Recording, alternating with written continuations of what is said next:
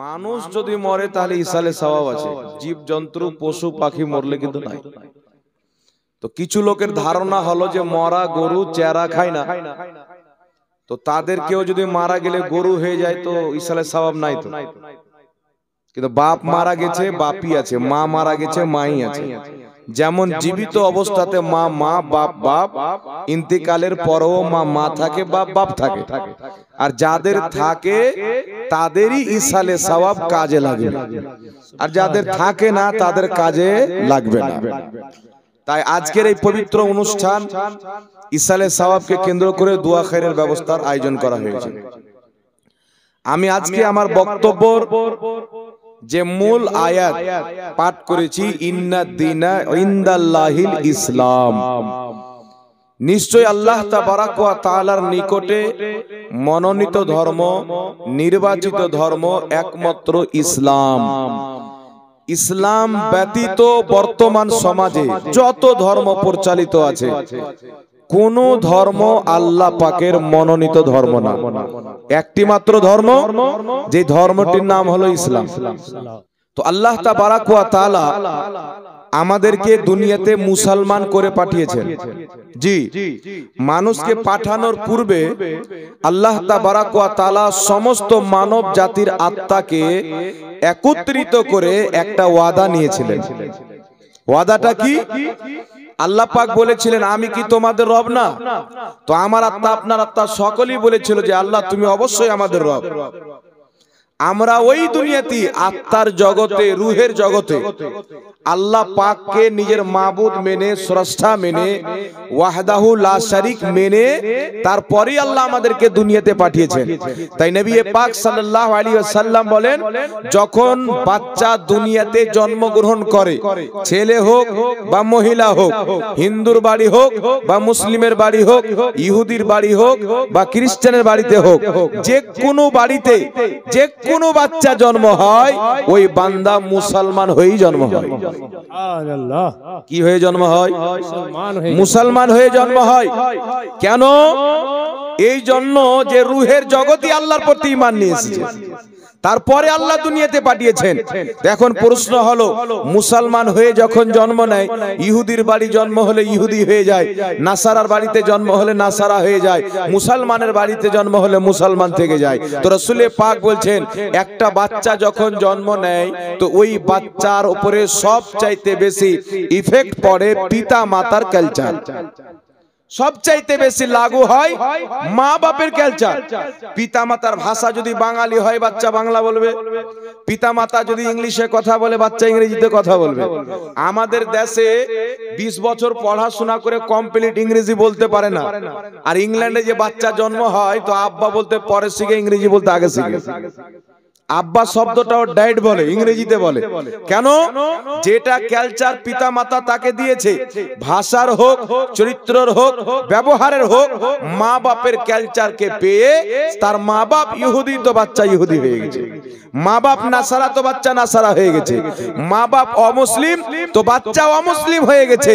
কিন্তু যখন বাচ্চা জন্ম নেয় মুসলমান হয়েই জন্ম নেয়।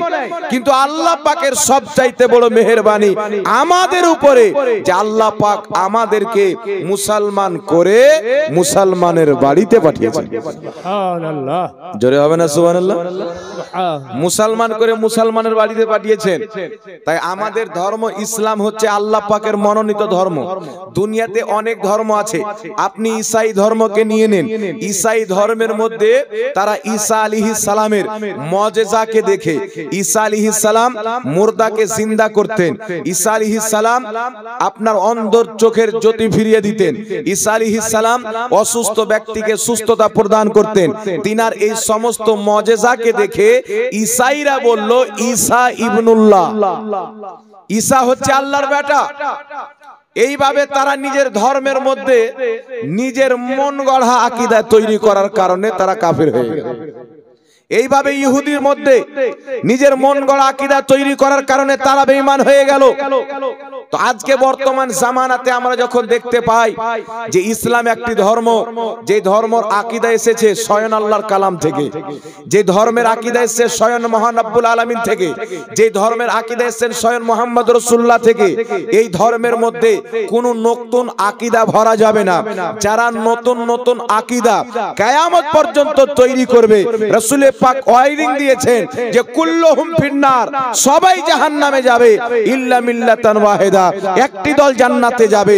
যাদের আকীদা পরিবর্তন হবে না, যাদের আকীদা আমি নবীর মতো হবে, আমার সাহাবার মতো হবে। সুবহানাল্লাহ। আর নবীর আকীদাকে কেউ যদি বাদ দিয়ে দেয়, সাহাবার আকীদাকে যদি বাদ দিয়ে দেয়, নতুন নতুন আকীদা তৈরি করে, তার নামাজ দেখা যাবে না, রোজা দেখা যাবে না, হজ যাকাত দেখা যাবে না।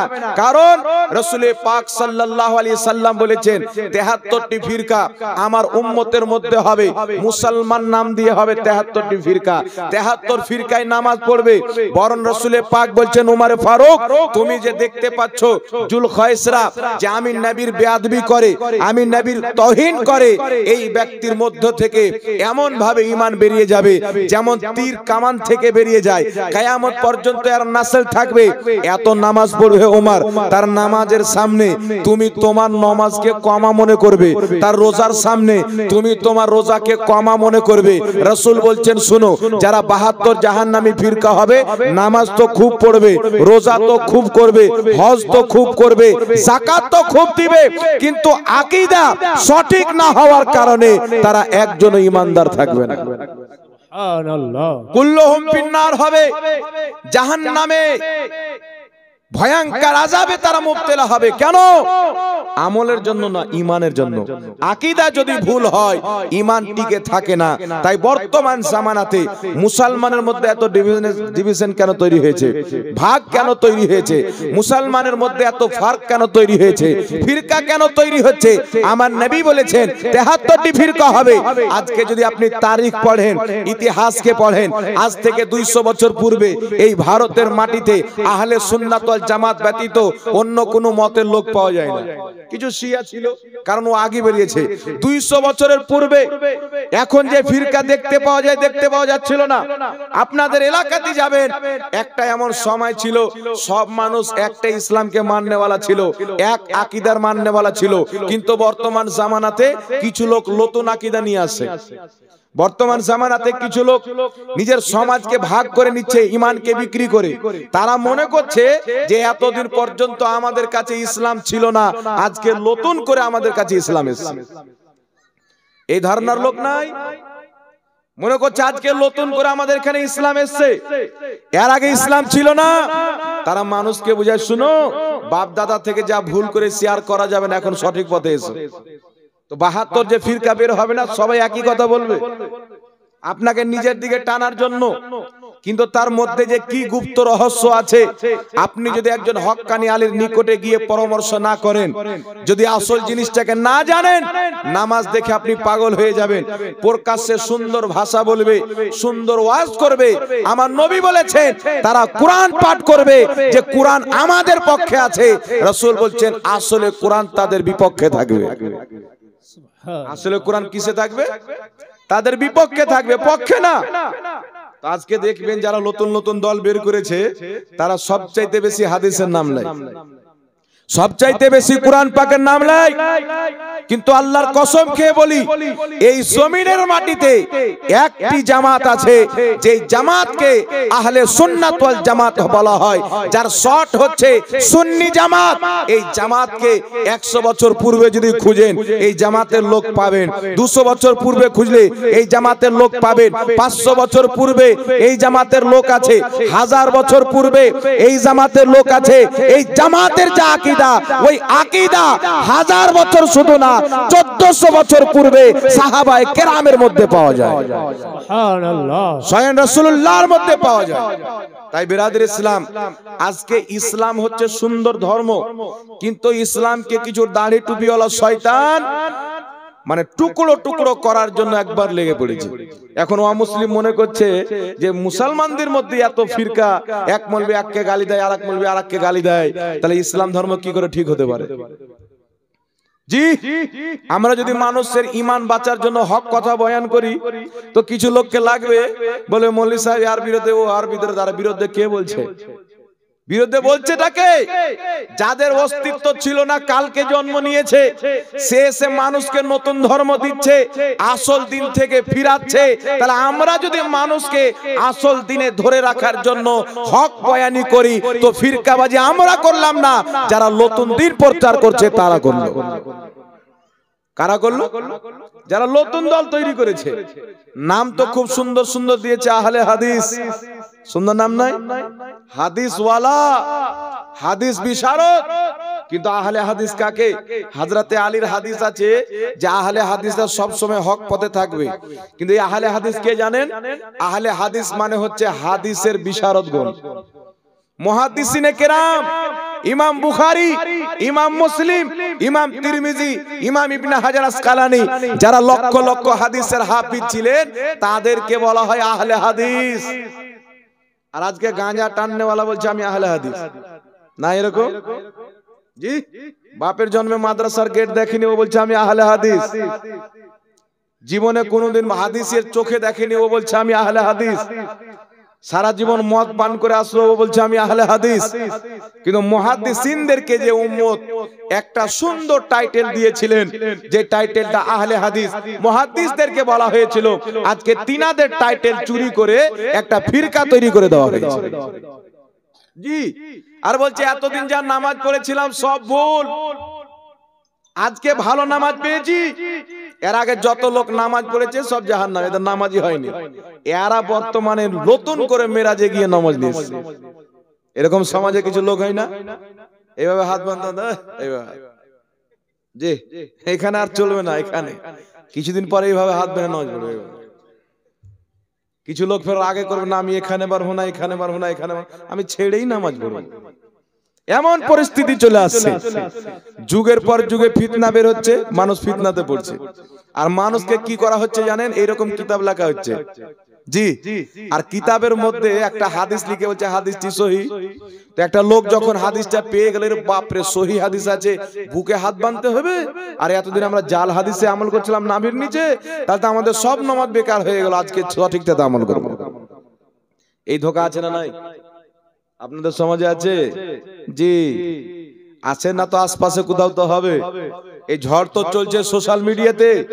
জি, কিন্তু শুনেন, ইসলাম হচ্ছে খুব সুন্দর ধর্ম। ইসলাম মানে হচ্ছে শান্তি। ইসলাম পবিত্রতাকে পছন্দ করে, অপবিত্রতা থেকে মানুষের হিফাজত করে। তাই আমার আপনার নবী বলেছিলেন, মুসলমান সাবধান হয়ে যাও, কিয়ামতের পূর্বে আমার উম্মতের মধ্যে 73টি ফিরকা হবে, যার তার কথা শুনে আসল জামাত আহলে সুন্নাত ওয়াল জামাতকে ছেড়ে চলে যেও না। কারণ যারা বের হবে কুল্লুহুম ফিন্নার, তারা সবাই জাহান্নামে যাবে। আর যারা শুরু থেকে চলে আসছে তারাই হবে জান্নাতি। জোরে বল সুবহানাল্লাহ। আর যারা সঠিক পথে থাকবে, যেটা শুরু থেকে চলে আসছে আহলে সুন্নাত ওয়াল জামাত, তাদের উপরে কত রকমের অপবাদ দেওয়া হবে। হাদিস সাক্ষী আছে, হযরতে আলীর উপরে শিরকের ফতোয়া দেওয়া হয়েছিল। মুহাম্মদ রাসূলুল্লাহকে পর্যন্ত মুনাফিকরা মুশরিক বলেছিল, আল্লাহু আকবার কবীরা। আজকে শিরকের ফতোয়া নতুন না, এটা খারজিদের চরিত্র, যে তারা আহলে সুন্নাত ওয়াল জামাত, যারা সঠিক পথে আছে, তারা একটু নবীর গুণগান করবে, বলবে দেখো আল্লাহর সাথে মিলিয়ে দিল। একটু আল্লাহওয়ালার গুণগান করলে বলবে দেখো আল্লাহর সাথে মিলিয়ে দিল। যে শিরকের ফতোয়া লাগিয়ে সাধারণ মানুষকে ভয় দেখে তারা জাহান্নামী ফিরকার মধ্যে মানুষকে টানতে লেগেছে। এই চরিত্রটা 1400 বছর পূর্বেই হয়ে গেছে। কিন্তু ইসলাম বুঝতে হবে বাপজি, ইসলাম মানে হচ্ছে শান্তি। আমার আপনার নবী সাল্লাল্লাহু আলাইহি সাল্লাম সুন্দর একটি দাগ টানলেন সিধা করে, আর পাশে 72টি দাগ টানলেন। নবী পাক বলছেন, এই সিধা রাস্তাতে যারা কিয়ামত পর্যন্ত চলে যাবে তারা জান্নাতি। আর পাশে ডাকনেওয়ালা বহুত থাকবে, দোকান খুলে থাকবে, আলাদা আলাদা ধর্ম তৈরি করে, নতুন নতুন আকীদা তৈরি করে। এই সঠিক সিধা রাস্তা থেকে যারা ভটকে যাবে, পাশের দোকানদারদের কথা শুনে চলে যাবে, তারা জাহান্নামে চলে গেল। তো যারা আজকে পর্যন্ত আহলে সুন্নাত ওয়াল জামাতের প্রতি কায়েম আছে, আল্লাহু আকবার কবীরা, তারা এখন পর্যন্ত জান্নাতের পথে আছে। সঠিক পথে আছে। তাই আমাদেরকে আমাদের যেইগুলো আকীদা রাসূল পাক থেকে যেইভাবে আমরা নামাজ পড়ে আসছি, যে সিস্টেম আমাদের মধ্যে আকীদা আছে, এই আকীদার ব্যাপারে কারণ হচ্ছে আমাদের জানা নাই। না জানার কারণে যে যেটা বলছে আমরা ওটাকে সঠিক মনে করি। জি, একটা মৌলবি দেখলাম, হুজুর এই মৌলবিটা বলছে যে শাবে বারাতে রোজা রাখা হারাম, তো কি করব, আগামীতে রোজা রাখবো না। এর কারণ হচ্ছে কি জানেন, যে শাবে বারাতে রোজা রাখতে হয়, আর যে দলিল আছে আপনি জানেন না, ইমানের কমজোরি আছে। একটা মৌলবি বেরেছে বলছে ক্যাম্প করা যাবে না, নবী মাটির তৈরি। মানুষ মনে করলেন যে যুগ যুগ থেকে নূর মেনে আসছে, আর মাটির তৈরি নই পেক এতদিন জানেনি। এটা দলিল দিয়ে দিল কোরআন থেকে, কুল ইন্নামা আনা বাশারুম মিথলুকুম, হে নবী বলো আমি তোমাদের মতন মানুষ। তো মানুষ তো মাটির তৈরি, কিন্তু আমাদের তো জানা নাই। আর মানুষ যে মাটির তৈরি এটা আমাদের নবী জানতেন কি জানতেন না? কিন্তু আমার নবী বলছেন আউয়ালু মা খলাকাল্লাহু নূরি। নবী পাক যে নূরের সৃষ্টি একটা দুটা না, অসংখ্য সহিহ হাদিস রয়েছে। আপনার দালাইলুন নবুয়াতের মধ্যে ইমাম বাইহাকি সহিহ হাদিস লিখেছেন, ইমাম ইবনে হাজার আসকালানী নিজের শারহুস সামাইল তিরমিজির মধ্যে লিখেছেন, ইমাম মুল্লা আলী কারি নিজের কিতাব মিশকাতে সারা মিরকাতের মধ্যে লিখেছেন, ইমাম আব্দুল হক মুহাদ্দিস দেহলভী মাদারিজুন নবুয়াতে উল্লেখ করে বলেছেন হাদিসটি সহিহ। হাদিসটি কি? রাসূল পাক নিজেই বলেছেন আল্লাহ সর্বপ্রথমে আমার নূর তৈরি করেছেন। জোরে বলেন সুবহানাল্লাহ। কিন্তু দুঃখজনক হচ্ছে কি জানেন, কোরআন পড়ে আর ভুল অনুবাদ করা হচ্ছে। কোরআন পাককে পড়া হচ্ছে, কোরআনের উদ্দেশ্য কিছু, মানুষকে বোঝানো হচ্ছে কিছু। এইভাবে মানুষের ইমানে বিগাড় ধরেছে, মানুষ পথ হারা হচ্ছে। আর কিয়ামতের আলামত, এই দুনিয়াতে এমন ভাবে ফিতনা ছড়িয়ে যাবে যে মানুষ ফিতনার চক্করে হিজরত করে তারা নবী রওজা মুবারকের পাশে আশ্রয় নেবে। এই ফিতনা থেকে বাঁচার কারণে আজকে তো বাজারে গেলে ফিতনা দেখতে পাওয়া যায়, কালকে আপনার বাড়িতে ঢুকবে, পরশু আপনার এখন মসজিদে ঢুকেছে, আপনার গ্রামে ঢুকবে, আপনার বাড়িতে ঢুকবে।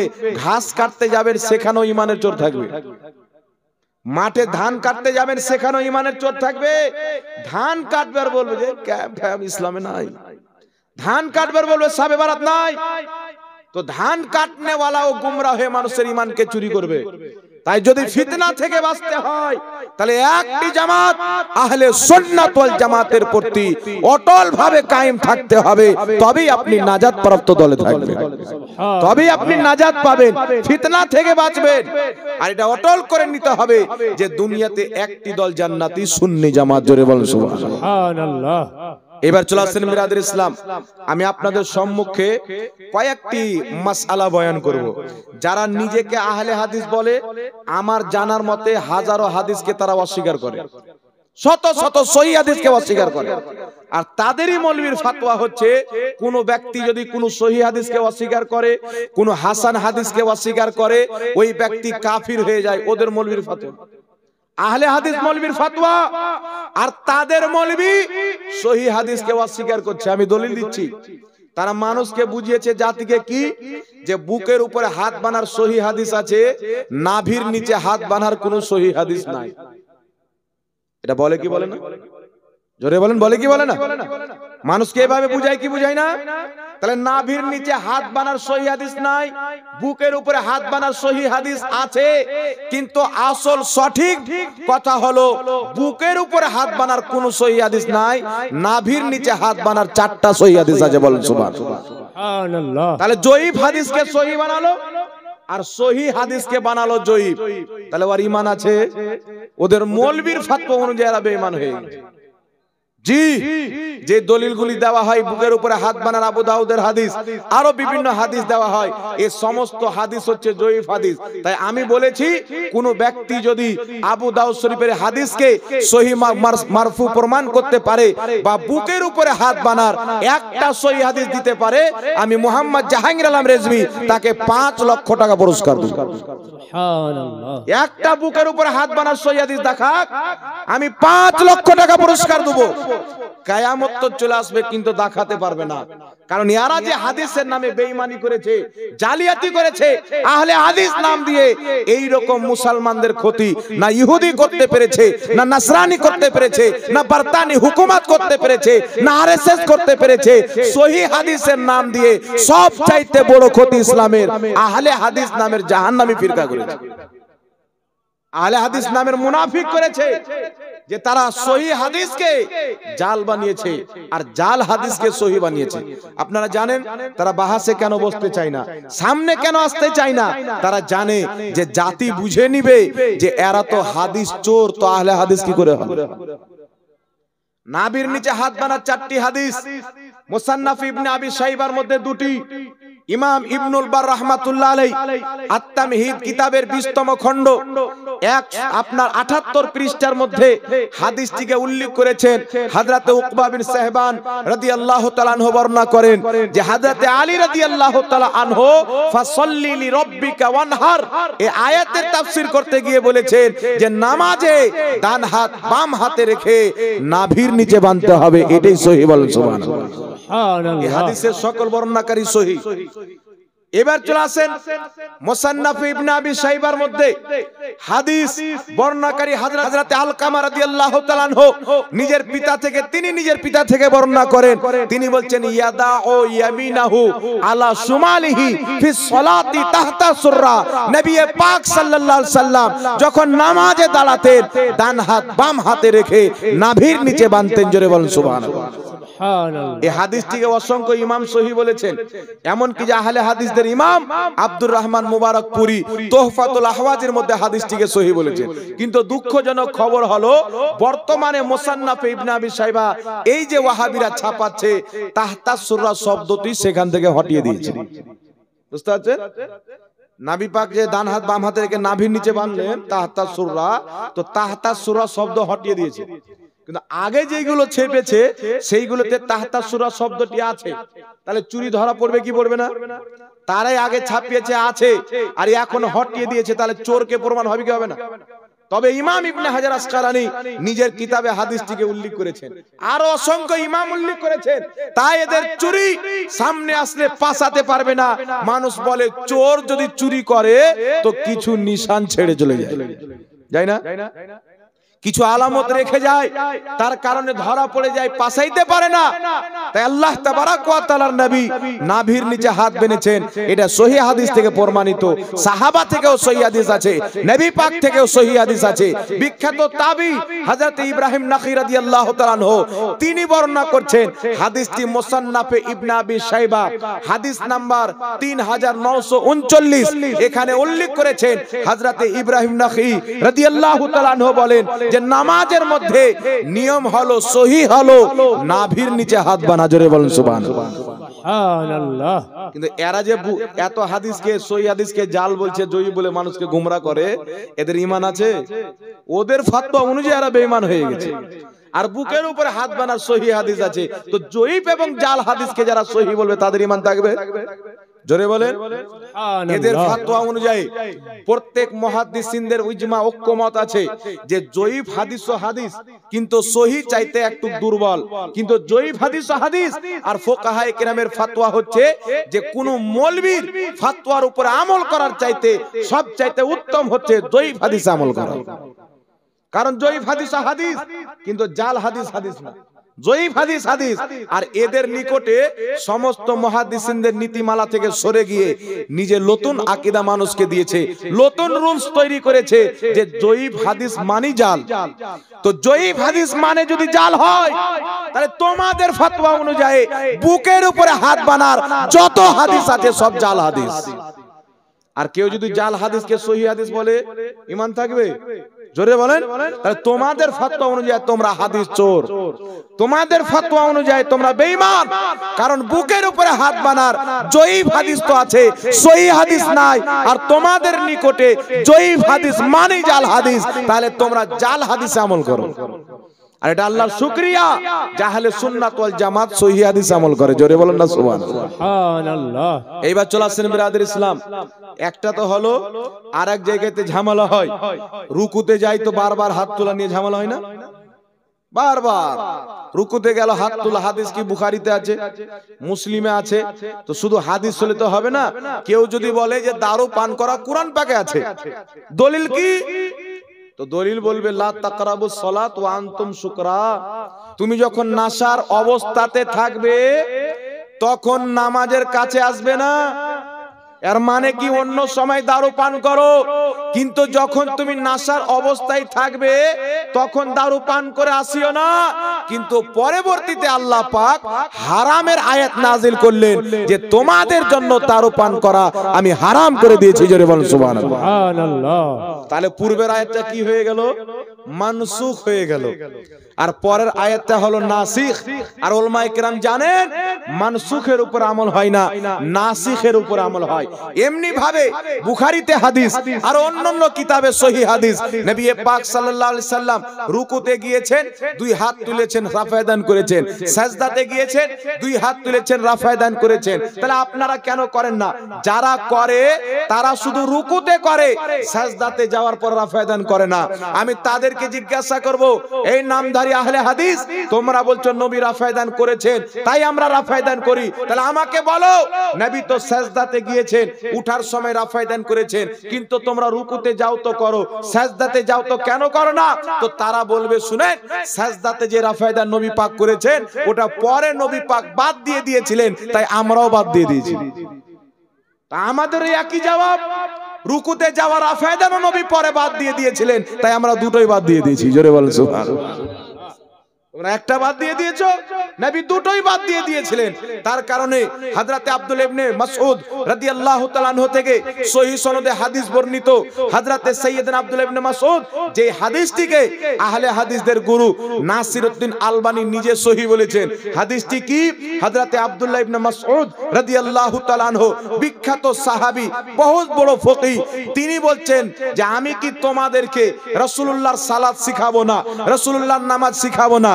লোকজন বললেন অবশ্যই শিখান। বলছে নামাজ তিনি মানুষকে শিক্ষা দেবে, নবী পাকের নামাজ। তারপরে তিনি নামাজ আদায় করলেন, তো তাকবীর ব্যতীত, নিয়াত ব্যতীত, তাকবীরে তাহরিমা ব্যতীত দ্বিতীয়বার নামাজে কোথাও হাত তুলেনি। দ্বিতীয়বার নামাজে কোথায় হাত তুলেনি? তাই সেহায়ে সিত্তার কিতাব পড়ান, যেখানে রাফায়ে দান করার পরিচ্ছদ আছে সেখানেই আছে বাবু তারকে রাফায়ে দান, রাফায়ে দানকে ছেড়ে দেওয়ার পরিচ্ছদ। মানে নবী পাক রাফায়ে দান আগে করেছেন, পরে ছেড়ে দিয়েছেন। নবী পাক রাফায়ে দান ছেড়ে দিয়েছেন, এই মর্মে অনেক সহিহ হাদিস আছে। হযরত আব্দুল্লাহ ইবনে মাসউদ থেকে, হযরত আবু বকর সিদ্দিক থেকে আছেন, তিনি নামাজে রাফায়ে দান করতেন না। হযরত আলীর হাদিস আছে সহিহ, তিনি নামাজে রাফায়ে দান করতেন না। হযরত উসমান গনি, তিনি নামাজে রাফায়ে দান করতেন না। কেন করতেন না? পূর্বে নবী পাক করতেন, সব সাহাবা করতেন, পরে নবী পাক ছেড়ে দিয়েছেন, সাহাবাও ছেড়ে দিয়েছেন। তাহলে আমল কোনটার উপরে হবে বাবজি? পরেরটাতে হবে। কোনটাতে হবে? পরেরটাতে হবে। তাই জগৎ বিখ্যাত ইমাম এবং সাহাবী হযরতে আব্দুল্লাহ ইবনে মাসউদ রাদিয়াল্লাহু তাআলা আনহু, জিনার ব্যাপারে আমার নবী দোয়া করেছেন, আল্লাহ তুমি আমার ভাই আব্দুল্লাহ ইবনে আব্বাসকে কুরআন পাকের আলিম বানিয়ে দাও। সেই হযরতে আব্দুল্লাহ ইবনে আব্বাস দুনিয়ার শ্রেষ্ঠ কুরআন পাকের তাফসীর ইবনে আব্বাসের মধ্যে লিখতেছেন যে সব চাইতে শান্ত সুষ্ঠ এবং সহিহ নামাজ হলো যেই নামাজে রাফায়ে দান করা হয় না। যেই নামাজে রাফায়ে দান করা হয় না ওই নামাজটা হলো সহিহ নামাজ। কে বলছেন? বিখ্যাত সাহাবী হযরতে আব্দুল্লাহ ইবনে আব্বাস আর হযরতে আব্দুল্লাহ ইবনে মাসউদ বলছেন নবী পাক নিয়াত ব্যতীত আর কোথাও হাত তুলতেন না। এই হাদিসটিকে লা মাযহাবীরাও সহিহ বলেছে। তাহলে বোঝা গেল পূর্বে নবী রাফায়ে দান করেছেন, পরে নবী পাক রাফায়ে দান ছেড়ে দিয়েছেন। তো নবী পাক যখন করেছিলেন সাহাবারাও করতেন, নবী পাক যখন ছেড়ে দিলেন হযরত আব্দুল্লাহ ইবনে মাসউদ সহ অসংখ্য সাহাবা নবী পাক ছেড়ে দিলেন রাফায়ে দান, তারাও ছেড়ে দিলেন, তার কারণে আমরাও ছেড়ে দিয়েছি। বলেন সুবহানাল্লাহ। তাই রাফায়ে দান না করা এটা হচ্ছে নবী পাকের উত্তম সুন্নাহ। তাই আমরা রাফায়ে দান নামাজের মধ্যে করি না। তাই জগৎ বিখ্যাত ইমাম বদরুদ্দিন আইনি বুখারী শরীফের শারহ উমদাতুল কারির মধ্যে হযরত আবু দারদা থেকে হাদিস নিয়েছেন, সাহাবী রাসূল বলছেন শুনো, রাফায়ে দান এমন একটা জিনিস যেটা নবী পাক পূর্বে করেছেন, পরে ছেড়ে দিয়েছেন। জোরে বলেন সুবহানাল্লাহ। তাহলে যেটা নবী পাক পূর্বে করেছেন পরে ছেড়ে দিয়েছেন, পরেরটাতে আমল হবে। যেমন প্রথম নবী পাক ভাগওয়া কালারকে বললেন যে এই কালারটা হচ্ছে মুশরিকদের কালার, পরে নবী পাক ওই কালারটাই নিজেই ব্যবহার করতে লাগলেন, তো পূর্বের হাদিস মানসুখ হয়ে পরবর্তীতে সেটা জায়েজ হয়ে গেল। সুবহানাল্লাহ, জোরে বলুন না সুবহানাল্লাহ। লাল পোশাক নিষেধ আছে, কিন্তু আমার আপনার নবী নিজেই লাল পোশাক পরলেন, পূর্বেরটা নিষেধ হয়ে গেল, পরে আপনি লাল পোশাক পরতে পারেন। সাহাবী রাসূল বলছেন নবী পাক সাল্লাল্লাহু আলাইহি সাল্লাম একদিন নিজের হুজরা থেকে বের হলেন, তিনার পরনে লাল রঙের জুব্বা ছিল, আর নবী পাকের চেহারা দেখে একবারে মনে হচ্ছিল যেন দুনিয়ার খুব সুন্দর কোন বাদশা আছে। বলুন সুবহানাল্লাহ।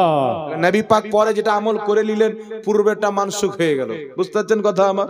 এরকম রাফায়দান হয়ে গেছে মানসুখ, এখন রাফায়দান উপর আমল করা যাবে না। এইবার চলে আসে একটি কথা এখানে ছুটলো যে ইমামের পিছনে কেরাত, যেই জিনিসটাকে আল্লাহ এবং আল্লাহ রসুল ফরজ করেনি সেটাকে কেউ যদি ফরজ বানিয়ে নেয়, এটা হচ্ছে জঘন্যতম বিদআত।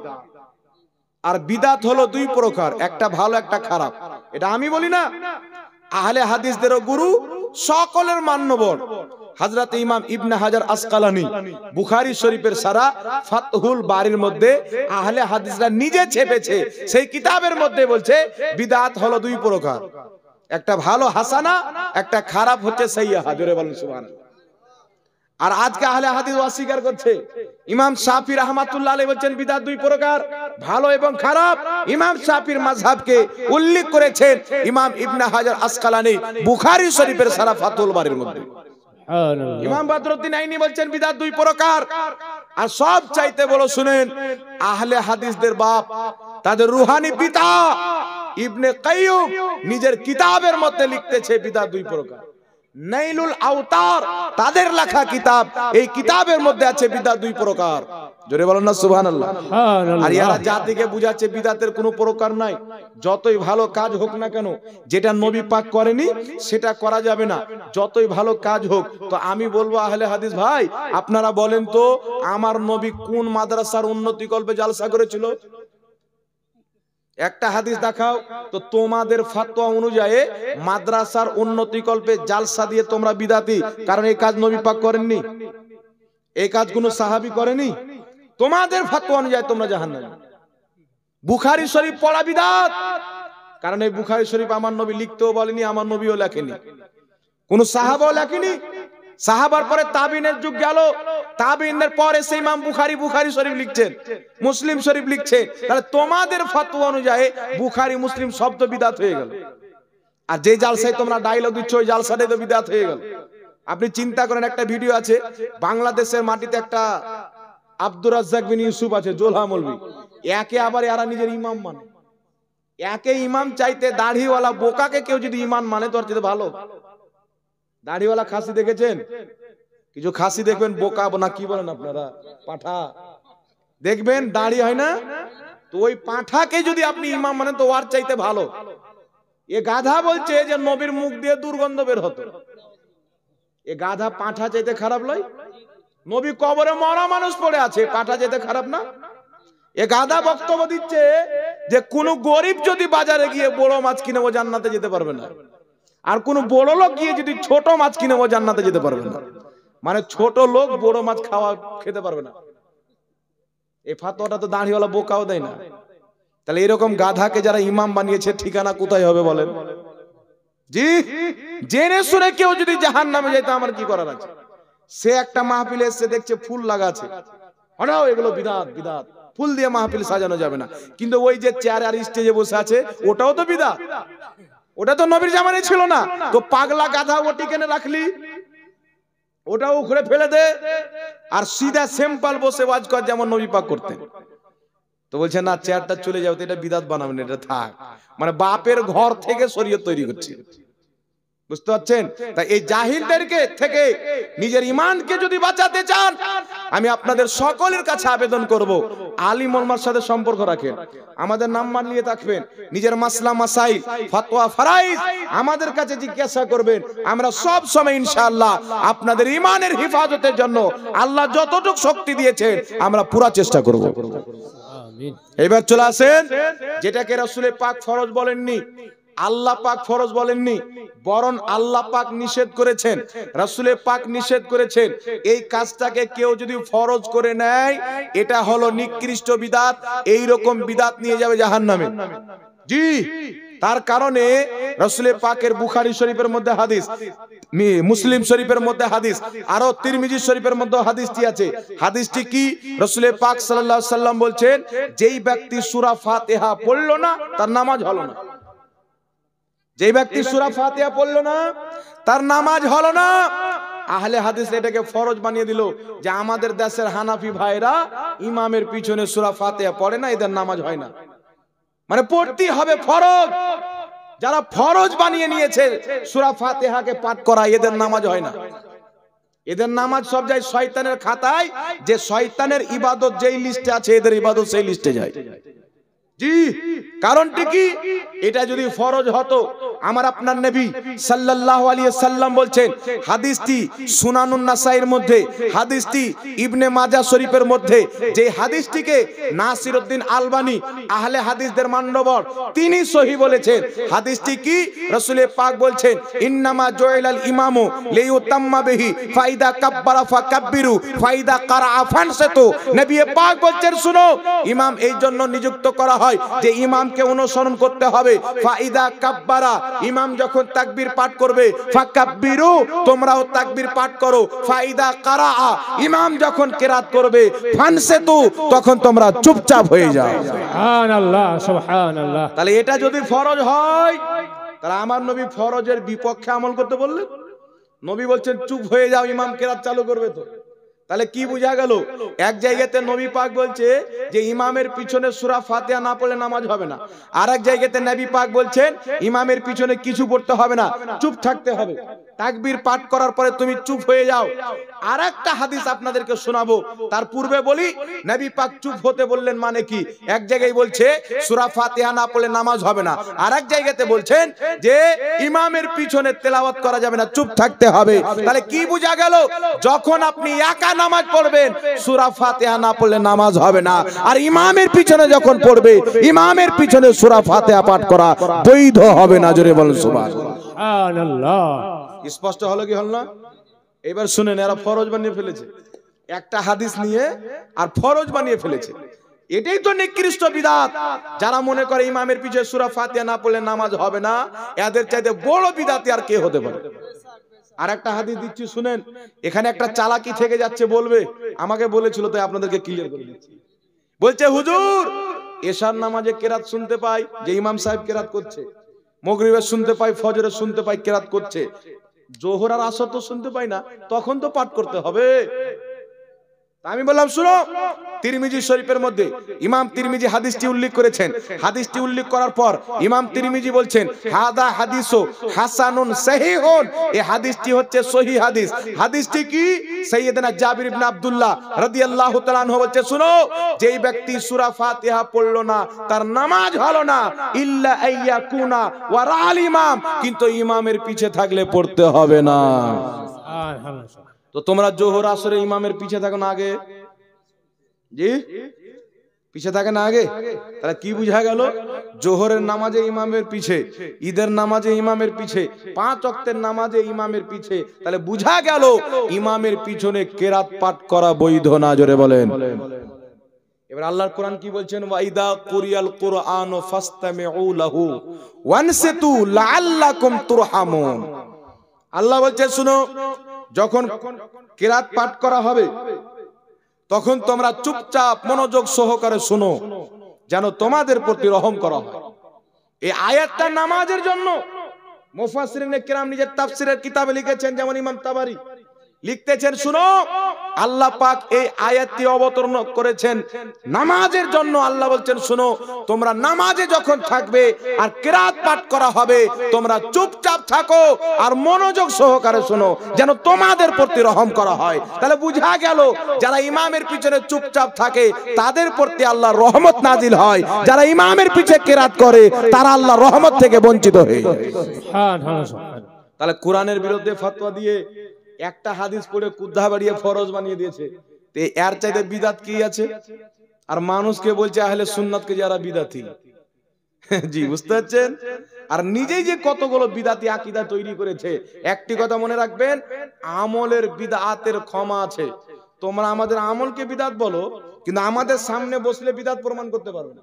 মানুষকে বুঝাও, কিন্তু তোমাদের আকীদার মধ্যে শত শত বিদআত আছে, শত শত কুফরি আছে। তোমাদের আকীদা, আহলে হাদিসদের আকীদা হলো আল্লাহর হাত, পাও, নাভি, ঘুঁটি সব আছে। এটা আহলে হাদিসদের আকীদা। এই আকীদা হলো জঘন্যতম বিদআত এবং শিরকি আকীদা। তাদের আকীদা হলো আল্লাহ আরশে বসে আছে, চেয়ারের উপরে সিংহাসনে বসে আছে, আর আল্লাহ জায়গা থেকে পাক, লা ইয়াতামাক্কানু ফি মাকান। সারা আকিদা নাসাবির মধ্যে লেখা আছে আল্লাহ জায়গা থেকে পাক। কেউ যদি আল্লাহর জন্য জায়গা নির্ধারিত করে ওই ব্যক্তি কাফির হয়ে যাবে। কেউ যদি বলে আল্লাহ আরশে বসে আছে ও কাফির, কারণ আল্লাহ আরশে বসা থেকে পাক। তাহলে আল্লাহ কুরআন পাকে বলছেন আর রহমান আলাল আরশে ইস্তাওয়া। রহমান উনি যিনি আরশে ইস্তাওয়া করলেন, যেমন তার শানের যোগ্য। আর ওয়াহাবি তারজামা করছেন যে আরশে বসে গেল। কিন্তু হযরত আলী কি বলছেন জানেন? তাফসিরে নাসাফির মধ্যে এই আয়াতের তাফসির হযরত আলী থেকে হাদিস নিয়ে এসেছেন ইমাম নাসাফি। হাদিসটি কি? তিনি বলছেন আল ইস্তাওয়া গায়রু মাজহুলিন। ইস্তাওয়া হচ্ছে মাজহুল, ওয়াল কাইফু, হযরত আলী বলছেন যে ইস্তাওয়া গায়রু মাজহুলিন, ইস্তাওয়া হচ্ছে মাজহুল, ওয়াল কাইফু গায়রু মাকুলিন। ওর কাইফিয়ত হচ্ছে যে আমাদের মনে মানে ব্রেন আসবে না যে উনি কিভাবে ইস্তাওয়া করলেন, কেমন ভাবে করলেন, আল্লাহর যেমন শান তেমন করলেন, এটা আমাদের ব্রেন আসবে না। হযরত আলী বলছেন ওয়া সাওয়ালু বিহি বিদআতুন, এর ব্যাপারে প্রশ্ন করা হচ্ছে বিদআত। ওয়া জুহুদু বিহি কাফার, আর কেউ যদি ওর জুহুদ মানালে আল্লাহ বসে আছেন, চেয়ারের উপরে বসে গেছেন, এগুলো সব হচ্ছে কুফরিয়া। কে বলছেন? জোরে বলেন। হযরত আলী। তো হযরতে আলী যে মানা এই আয়াতের নিয়েছেন, আমরা আহলে সুন্নাত ওয়াল জামাত নিয়েছি। জোরে বলেন সুবহানাল্লাহ। আর এই আয়াতের মানা যারা বলেছে আল্লাহ আরশে বসে আছেন, তারা কুফরি করেছে, বেঈমান হয়ে ইসলাম থেকে বেরিয়ে গেছে। এটা হচ্ছে বিদআতি আকীদা। কেন? এই জন্য যে আল্লাহ জায়গা থেকে পাক, বসা থেকে পাক, উঠা থেকে পাক। সুবহানাল্লাহ। আল্লাহকে বসার প্রয়োজন নাই। যখন জায়গা ছিল না তখন আল্লাহ ছিল কি ছিল না? আচ্ছা বলেন তো, জায়গা সৃষ্টি না স্রষ্টা? সৃষ্টি না? জায়গা হচ্ছে সৃষ্টি, আল্লাহ হচ্ছে স্রষ্টা। তো জায়গা সৃষ্টি আর মানে জায়গা পরে হয়েছে, আগে ছিল না। কিন্তু আল্লাহ ছিল কি ছিল না? তাহলে কি বুঝা গেল? যে জায়গাকে সৃষ্টি করেছেন আল্লাহ, তাহলে জায়গার মুহতাজ আল্লাহ না। জায়গা যখন ছিল না তখন আল্লাহ ছিল। জোরে বলেন সুবহানাল্লাহ। এই নামদারি আহলে হাদিস যারা মানুষকে কুফরি আকীদা দিয়ে ইহুদি বানাচ্ছে, ইহুদিদের কিতাব পড়েন, তাদের আকীদাতে আল্লাহর আকার আছে। নাসরানীদের আকীদা আল্লাহর আকার আছে, কিন্তু ইসলামের আকীদা হলো আল্লাহর কোনো আকার নাই। তাই আমার নবী বলেছিলেন ওয়াল্লাহু নূর, আল্লাহ হচ্ছে নূর। জোরে বলেন সুবহানাল্লাহ। সুবহানাল্লাহ। নূরের আকার হয়? জি, নূরের আকার হয়। রাসূল পাক বলেছেন, মুসলিম শরীফের মধ্যে হাদিস আছে, আরো অনেক কিতাবের মধ্যে আল্লাহ নিজেই বলেছেন আল্লাহু নূরুস সামাওয়াতি ওয়াল আরদ, আল্লাহর নূর জমিন আকাশে। জোরে বলেন সুবহানাল্লাহ। আর এ বলছে আল্লাহর হাত আছে, আল্লাহর পাও আছে। দলিল কি? আল্লাহ কুরআন পাকে বলেছেন ইয়াদুল্লাহ, আল্লাহর হাত আছে, ওয়াজহুল্লাহ, আল্লাহর চেহারা। আল্লাহ নিজের পায়ের কথা বর্ণনা করেছেন কুরআন পাকে। তো হাত পাও যদি না থাকে তাহলে আল্লাহ বয়ান কেন করলেন? আচ্ছা বলেন তো, একটা মানুষকে যদি বুঝাতে যান তাহলে মানুষের মতন না বুঝাইতে হবে? জি, আপনার দোকানের সামনে একটা কুকুর এসে ঘাউ ঘাউ করছে, তাহলে ওকে যদি মানুষের মতন বলেন যে এই কুকুর ভাই যা, চলো চলে যাও, যাবে? কুকুরকে বুঝাতে হবে ওর মতন করে, একটা হাতে লাঠি নিতে হবে, একটা ধমক দিতে হবে, না কি বলেন? কিন্তু মানুষকে যখন বলবেন বাবজি একটু সরেন তো, ভাই একটু সরেন তো, ঠিক না ঠিক? এইভাবে বলতে হবে। তো আল্লাহ তাবারাক ওয়া তাআলা মানুষকে যে বুঝাবেন, তাই আল্লাহ তাবারাক ওয়া তাআলা নিজের কুদরতকে বুঝার জন্য কোন সময় হাতের কথা বলেছেন, পায়ের কথা বলেছেন, চেহারার কথা বলেছেন। তাফসিরে বাইজাবি পড়েন, আপনার তাফসিরে রাজি পড়েন, তাফসিরে জালালাইন পড়েন, কুরআন পাকের যারা তাফসির লিখেছেন তারা এটাই মানা করেছেন, আল্লাহ যেখানে হাত বলেছেন, পাও বলেছেন, চেহারা বলেছেন, এ দ্বারা আল্লাহ নিজের কুদরতকে বুঝিয়েছেন। বলুন সুবহানাল্লাহ। আল্লাহ কাকে বুঝিয়েছে? নিজের কুদরতকে। তো আল্লাহর আকার মেনে তুমি তো কাফির হয়ে গেছো, তাহলে তুমি নামাজ নিয়ে কি করবে? আস্তে আমিন না জোরে আমিন?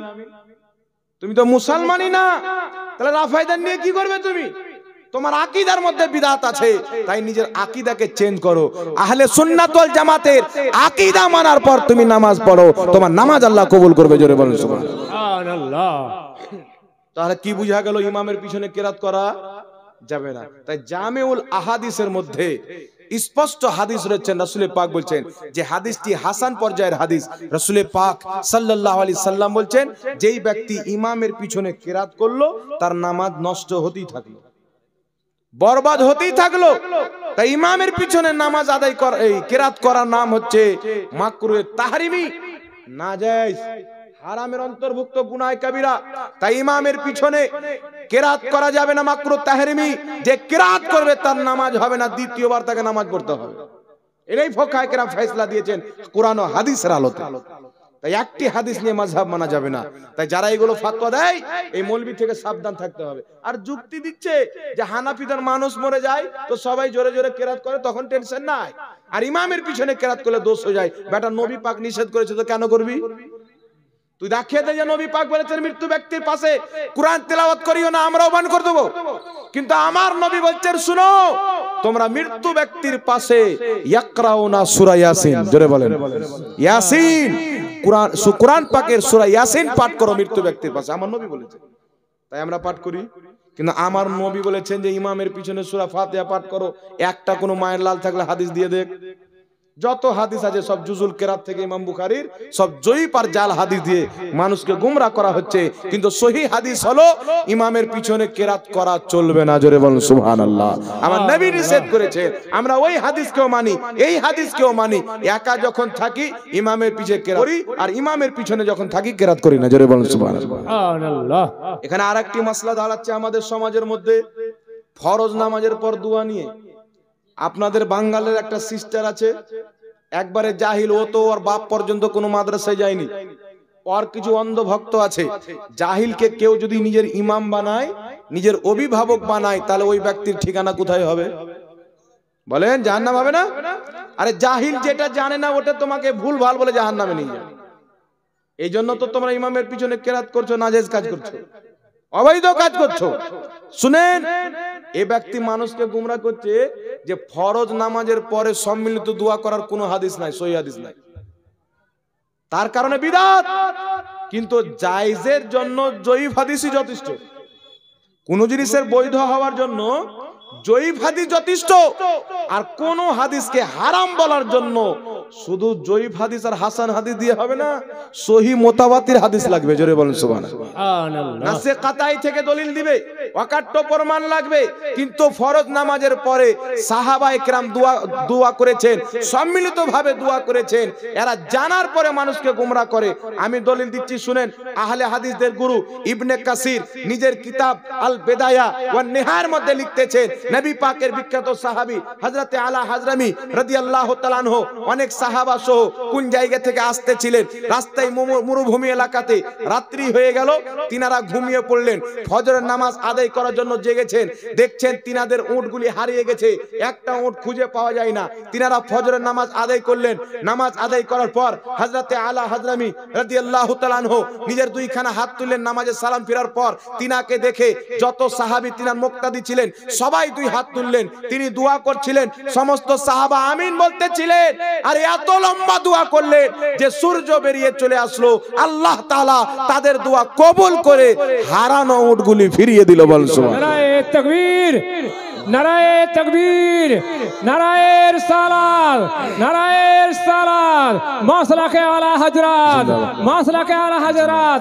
তাহলে আপনারা বলেন, যে কাজটা সাহাবা করেছেন ওই কাজকে কেউ যদি বিদআত মনে করে না করে, হারাম মনে করে না করে, জাহান্নামে যেতে হবে মনে করে না করে, তাহলে ওর ঈমান থাকবে? সাহাবা তাহলে কোথায় গেছেন? সাহাবা শরীয়ত বেশি বুঝতো না এই বাঙ্গালের হারামজাদা বেশি বুঝে?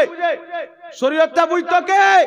আমার চ্যালেঞ্জ থাকলো ফরজ নামাজের পরে সম্মিলিত দোয়া করা সহিহ হাদিসের আলোতে জায়েজ আছে। কেন জায়েজ আছে? একটি হাদিস আর পড়ছি, সাহাবায়ে কেরাম করেছেন, আমি এটা প্রমাণ করলাম। একটি হাদিস তাবরানী শরীফের মধ্যে, ইমাম তাবরানী হাদিসটি সহিহ সনদে বর্ণনা করেছেন। হাদিসটি কি?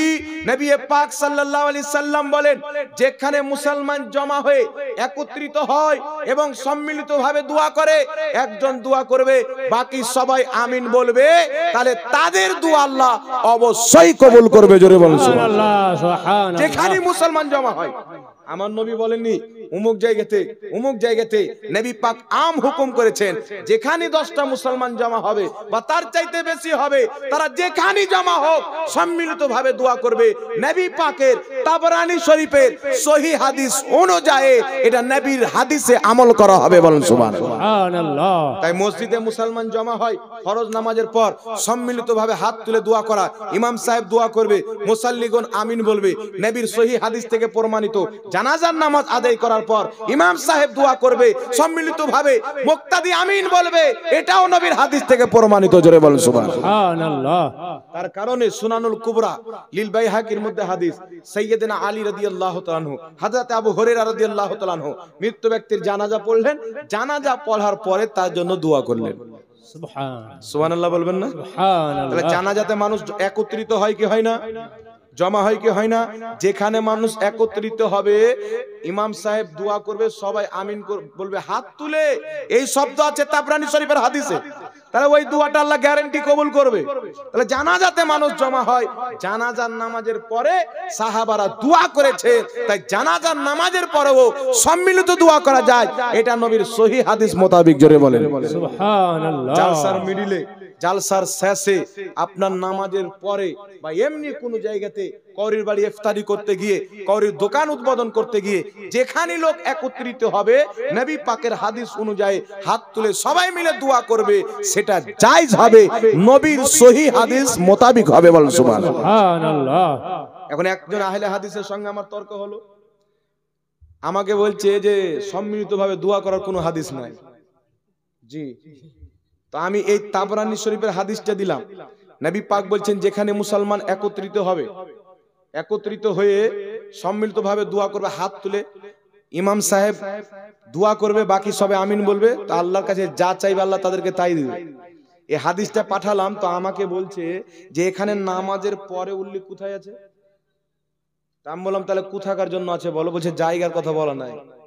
আমরা নবী পাক জায়গার কথা এই জন্য বলেননি যে সব জায়গাতেই যাই। জোরে বলেন সুবহানাল্লাহ। ফরজ নামাজের পরেও যাই, জানাজার নামাজের পরেও যাই। আর নবী পাক যদি বলতেন যে ফরজ নামাজের পর বাদ দিয়ে দোয়া করিও, তাহলে ফরজ নামাজের পর দোয়া করা বিদআত হতো। নবী পাক বলেনি তুমি শরীয়তে ট্যাং ভরছো, শরীয়তটা তো তোমার বাপের না, তোমার উপরে তো ওহী নাজিল হয়নি, ওহী নাজিল হয়েছে মুস্তাফার উপরে। মুস্তাফা জানে রহমত আম হুকুম করেছে মুসলমান যেখানে তোমরা জমা হবে সম্মিলিতভাবে দোয়া করবে, আল্লাহর কাছে যা চাইবে আল্লাহ তোমাদেরকে তাই দিবে। তাই ফরজ নামাজের পরে মসজিদে দোয়া করা যায় সম্মিলিতভাবে, জানাজার নামাজের পরে সম্মিলিতভাবে দোয়া করা জায়েজ আছে। বলেন সুবহানাল্লাহ। তাই ব্রাদার ইসলাম, হাদিসকে রাসূল পাকের বুঝতে হবে। আমার আপনার নবী বলেছেন আস-সাদকাতু তারাদ্দুল বালা, হাদিস শরীফের মধ্যে আছে, দান মুসিবতকে দূর করে। দান কাকে দূর করে? মুসিবতকে দূর করে। নবী পাক বলেছেন তোমরা আল্লাহর রাস্তায় দান করো। আমরা অনেক মাদ্রাসার নামে দান করি কি করি না? জি, তাহলে আহলে হাদিসরা মাদ্রাসার নামে দান লাই কি লাই না? তাহলে এই ওয়াহাবিদেরকে বলবেন যে মাদ্রাসার নামে দান করো, এটা আমার রাসূল পাক কোথায় বলেছেন দেখাও, দেখাতে পারবে? রাসূল পাক বলেছেন আল্লাহর রাস্তায় দান করো। যেখানে আল্লাহর কাজ হয়, দ্বীনের কাজ হয়, সেখানে দান করা জায়েজ হয়ে গেল। নবী নির্ধারিত করলেন না। নবী পাক যদি বলতেন যেখানে ইচ্ছা সেখানে দান করো, কিন্তু মাদ্রাসায় দান করিও না, তাহলে মাদ্রাসার জন্য দান করা নিষেধ থাকতো, বাকি সব ভালো জায়গায় জায়েজ থাকতো। নবী পাক যদি বলতেন মসজিদে করো বাকি কোনো জায়গায় করিও না, তাহলে মসজিদই জায়েজ হতো, বাকি কোনো জায়গায় জায়েজ হতো না। কিন্তু নবী পাক বলেছেন তোমরা আল্লাহর রাস্তায় দান করো, সেটা মাদ্রাসায় হোক মসজিদে হোক, যেখানে দ্বীনের কাজ করা হবে নবীর হাদিস অনুযায়ী সেখানে দান করা বৈধ হবে। বুঝতে পারলেন কথা? এবার আমি যদি জিজ্ঞাসা করি যে আহলে হাদিস বলো তো মাদ্রাসাতে দান করা আমার নবী কোথায় বলেছে, তাহলে তো তোমাদের ফতোয়া অনুযায়ী মাদ্রাসায় দান করা বিদআত। কারণ আমার নবী করেননি মাদ্রাসায় দান, সাহাবায়ে কেরাম করেননি, আমার নবী বলেননি যে মাদ্রাসাতে দান করো। তাহলে নবী যেটা বলেননি, নবী যেটা করেননি, তোমরা করে তো জাতিকে বিদআতি বানাচ্ছ তোমাদের ফতোয়া অনুযায়ী, না কি বলেন? জোরে বলেন। তো তাদের ফতোয়া অনুযায়ী তারাই তো জাহান্নামী হচ্ছে। তাই বেরাদর ইসলাম খবরদার সাবধান থাকতে হবে।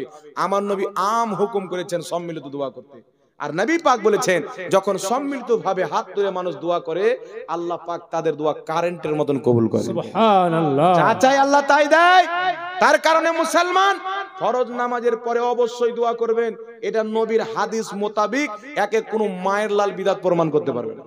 বিদআত কাকে বলে? যার কোনো ওজুদই নাই, যার কোনো অস্তিত্ব নাই, যেটা সুন্নাত বিরোধী কাজ, ইজমা বিরোধী কাজ, কিয়াস বিরোধী কাজ, সেই কাজকে বিদআত বলা হয়। যার কোনো আসল নাই কিন্তু সম্মিলিত দোয়া নবীর সহিহ হাদিস থেকে প্রমাণিত আছে। বলেন সুবহানাল্লাহ।